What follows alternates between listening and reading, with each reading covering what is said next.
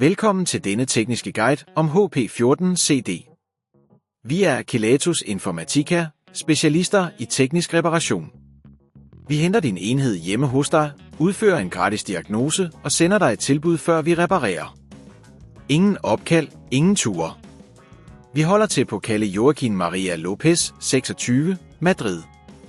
Bekvemt, gennemsigtigt og professionelt. Link i beskronerivelsen. Mange brugere oplever, at deres HP-enheder ikke kan finde harddisken, hvilket kan skyldes forskellige problemer, såsom en løs forbindelse eller en defekt harddisk. Hvis dette problem ikke løses hurtigt, kan det føre til et datatab eller andre alvorlige komplikationer, så det er vigtigt at tage handling. For denne reparation skal du bruge en S-kronerugetrækker, en plastikspuder og en ny harddisk, hvis den gamle er defekt. Først skal vi åbne din HP-enheder sikkert. Start med at fjerne S-kronerugerne, der holder bagsiden på plads, og brug plastikspuderen til forsigtigt at løsne klipsene, der holder dækslet. Når dækslet er fjernet, kan vi se indersiden af enheden. Det næste S-kronerit er at identificere harddisken, som typisk er placeret i et af hjørnerne.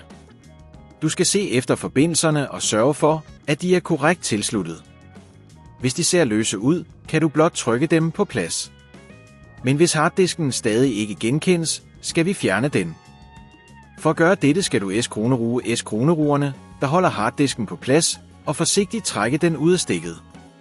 Når du har fjernet den gamle harddisk, kan du installere den nye ved at indsætte den i stikket og S-kroneruge den fast igen.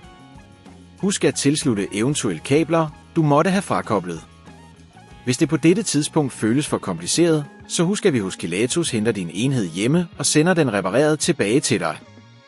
Når du har installeret den nye harddisk, skal du sørge for at placere bagsiden af enheden korrekt, S-kronerugerne tilbage på plads. Til sidst skal du tænde din HP-enheder for at kontrollere, om harddisken nu bliver genkendt. For at undgå, at dette problem opstår igen, er det en god idé at holde din enhed opdateret og regelmæssigt kontrollere forbindelserne.